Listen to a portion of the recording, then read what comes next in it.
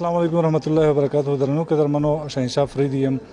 دا وخت مشرک قبایل عوامی پارٹی بانی رهنما عبدالرزاق افریدی موجوده ده. هغه خبره ترې کوو دلته اسپتال له ویزټ کړ عبدالرزاق صاحب. تاسو چونکې د لوکي حالات وینو نشه ډېره په تیزۍ سره روانه ده، څه محسوس کړل دلته تاسو په خپلو سترګو د اسپتال ول د بیسټ لایف ویلفیر ارګنایزیشن څه احساسات لرو؟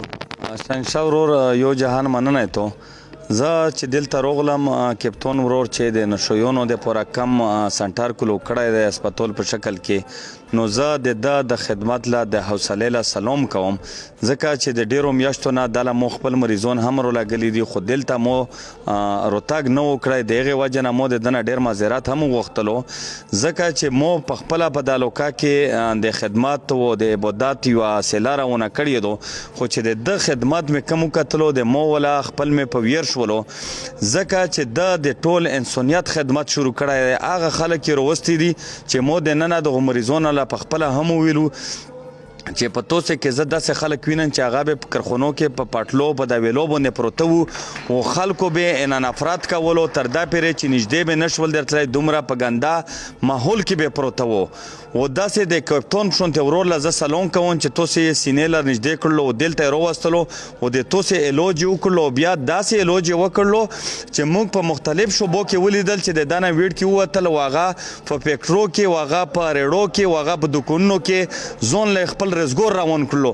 و د څومره د مونږ الوکادو څومره شتمن خلک تیب کې زه دا ډېره په ګارنټۍ سره خبره کوم چې که څوک صدقه وبوسي او که څوک زکات وبوسي و یو ځل دلته کې روشي او دا ماحول وویني چې کپتون ورور جوړ کړی، دا زه نه ویم چې یو دای به وي، د ده په شونتې نورې سنټرې به هم وي، نو د مو په سوچ باندې زه ویم چې د دا نه د قبلېدو ځای به بل نه وي، ځکه چې په دا کې د انسانیت بچ کېدل هم دي او وسرا د هغې انسان چې کم د نشو نه دی راګرځوي د هغه په بچو په فیملي باندې هم وسره کېږي. زه دله بیا هم د خپله طرفه د قبایل عوامي پارټۍ د طرفه زه په موقع باندې د 100,000 روپو اعلان هم کوم او نورو ملګریو له هم دغه کوم چې په هر ډګر باندې د سپورټ وکړو.